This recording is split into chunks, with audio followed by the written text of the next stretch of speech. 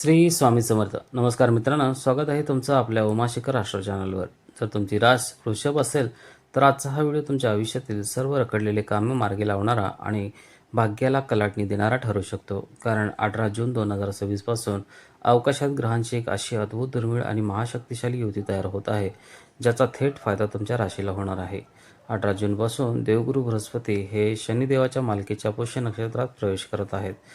जेव्हा ज्ञानाचा कारक गुरु आणि कर्माचा राजा शनी यांचा असा मिलाप होतो, तेव्हा ज्योतिषशास्त्रामध्ये याला डबल गोचारचा महाप्रभाव म्हटलं जातं. हा काळ तुमच्या आयुष्यात मोठ्या यशाचे दरवाजे उघडणार आहे.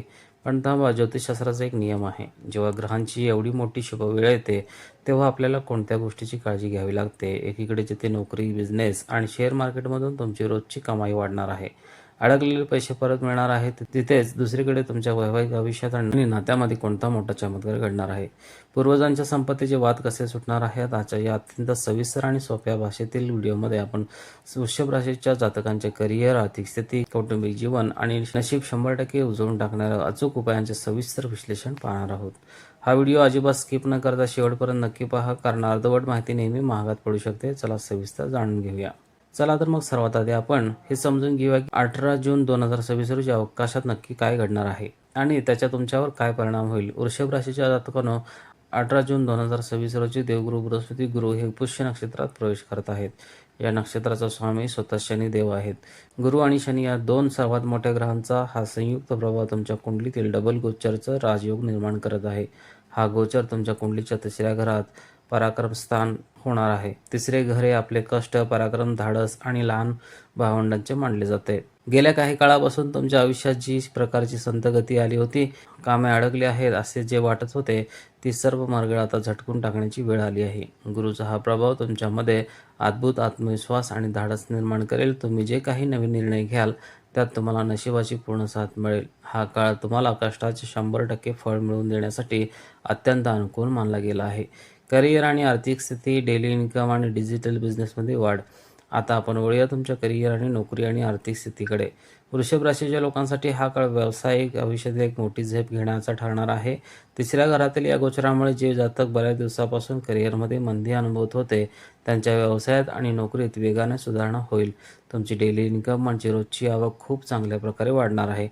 पैशांची नड आता भासणार नाही. विशेषतः जे जातात digital marketing, online business, IT क्षेत्र, ट्रॅव्हल आणि टुरिझम किंवा सोशल मीडियाशी संबंधित क्षेत्रात काम करत आहेत, त्यांच्यासाठी हा काळ जॅकपॉट ठरू शकतो. तुम्हाला नवीन ऑर्डर्स मिळतील, मोठे प्रोजेक्ट्स मिळतील आणि व्यवसायाचा विस्तार सहज करता येईल. नोकरी करणाऱ्या लोकांना त्यांच्या कष्टाचे कौतुक होऊन ऑफिसमध्ये नवीन अधिकार किंवा जबाबदारी मिळण्याचे उत्तम योग आहेत. नातेसंबंध आणि कुटुंबाच्या बाबतीत हा गोचर तुमच्यासाठी खूप मोठे आनंदाचे क्षण घेऊन येत आहे. या काळात या ग्रहांचा थेट प्रभाव तुमच्या कुंडलीच्या 7व्या घरात वैवाहिक जीवन आणि 11व्या घरात इच्छापूर्तीचे स्थान पडत आहे. याचा सर्वात मोठा फायदा असा होईल, जर तुमच्या वैवाहिक आयुष्यात जोडीदारासोबत काही कारणास्तव मतभेद सुरू होते, गैरसमज झाले होते, ते सर्व वाद या काळात आपोआप मिटून जातील. पती पत्नीमध्ये पुन्हा एकदा गोडवा आणि प्रेम वाढेल. दुसरी आनंदाची बातमी म्हणजे ज्या तरुणांची बऱ्याच दिवसापासून जमण्यात अडचणी येत होत्या, त्यांचे लग्न ठरण्याचे प्रबळ योग या काळात बनत आहेत. कुटुंबात मांगलिक कार्य पार पडतील. यासोबतच 11वे घर सक्रिय झाल्यामुळे तुमच्या मनात गेल्या अनेक वर्षापासून असलेले काही सुप्त किंवा मोठ्या वैयक्तिक इच्छा या 7 महिन्याच्या काळात पूर्ण होताना दिसतील. आता बोलूया सर्वात महत्त्वाच्या विषयावर, ज्याने तुमची चिंता बऱ्याच दिवसापासून वाढवली असेल, ती म्हणजे अडकलेला पैसा आणि प्रॉपर्टी. वृषभ राशीच्या मित्रांनो, गुरु आणि शनीची ही संयुक्त स्थिती तुमचे अडकलेले किंवा रखडलेले पैसे परत मिळवून देण्यासाठी अत्यंत मदत करणार आहे. जर तुम्ही कोणाला पैसे उधार दिले असतील आणि ते परत मिळत नव्हते, तर या काळात थोडे प्रयत्न केलास ते पैसे तुमच्याकडे परत येतील. तसेच जर तुमच्या कुटुंबात पैतृक संपत्ती म्हणजे पूर्वजांच्या जमिनीचे किंवा प्रॉपर्टीचे काही वाद सुरू होते, कोर्ट कचेरीचे प्रश्न होते किंवा वाटण्यांचे वाद रखडले होते, तर ते सर्व प्रश्न या काळात समोपचाराने सुटतील. तुम्हाला तुमच्या हक्काची संपत्ती मिळण्याचे अत्यंत मजबूत योग ग्रहांच्या स्थितीमुळे दिसून येत आहे.